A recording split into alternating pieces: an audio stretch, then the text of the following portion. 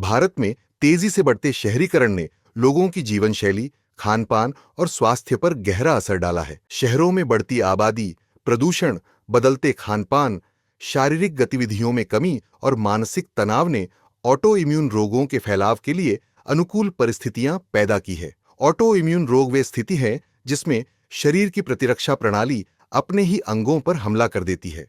भारत के बड़े शहरों जैसे दिल्ली और मुंबई में यह समस्या तेजी से बढ़ रही है। शहरी वातावरण में प्रदूषण सबसे बड़ा खतरा है। वाहनों और औद्योगिक कचरे से निकलने वाले प्रदूषक कण शरीर में सूजन और प्रतिरक्षा असंतुलन पैदा करते हैं। दिल्ली में AIIMS के अध्ययन के अनुसार मुख्य सड़कों के पास रहने वाले लोगों में ऑटो एंटीबॉडीज का स्तर दोगुना पाया गया। इसके अलावा शहरों में बदलती जीवन शैली जैसे जंक फूड का बढ़ता सेवन, व्यायाम की कमी और पश्चिमी आहार मोटापा, मधुमेह और क्रॉनिक सूजन बढ़ा रहे हैं, जो ऑटो इम्यून रोगों का जोखिम बढ़ाते हैं। महिलाओं पर इसका असर विशेष रूप से अधिक है। भारत में ऑटो इम्यून रोगों के लगभग 70% मरीज महिलाएं हैं, जो अक्सर देर से निदान और सीमित विशेषज्ञ देखभाल के कारण गंभीर स्वास्थ्य समस्याओं का सामना करती हैं।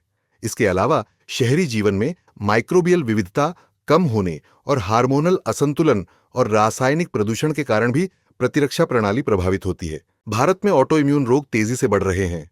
उदाहरण के लिए थायराइड और रूमेटॉइड अर्थराइटिस जैसी बीमारियां शहरी क्षेत्रों में ग्रामीण की तुलना में अधिक पाई जाती हैं। टाइप 1 डायबिटीज भी शहरों में तेजी से बढ़ रही है। कोविड-19 महामारी ने भी ऑटो इम्यून रोगों को बढ़ाने में भूमिका निभाई है। इस चुनौती का सामना करने के लिए नीतिगत कदम जरूरी है। शहरों में वायु गुणवत्ता सुधार, सार्वजनिक परिवहन और हरित क्षेत्रों का विकास, प्रदूषण निगरानी और अपशिष्ट प्रबंधन महत्वपूर्ण है। स्वास्थ्य ढांचे को मजबूत करना, रूमेटोलॉजिस्ट तैयार करना, प्राथमिक स्वास्थ्य केंद्रों में स्क्रीनिंग और डिजिटल स्वास्थ्य उपकरणों का इस्तेमाल करना लाभकारी रहेगा।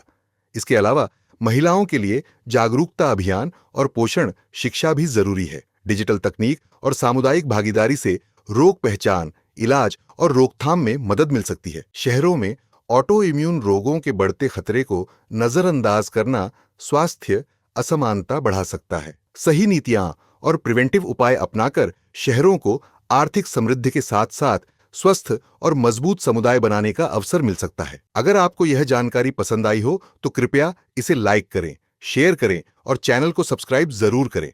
और जाते जाते इस प्रश्न का उत्तर कमेंट में बताइए। प्रश्न: भारत में ऑटो इम्यून रोगों के मरीजों में सबसे अधिक कौन प्रभावित है? A. पुरुष, B. बच्चे, C. महिलाएं, D. बुजुर्ग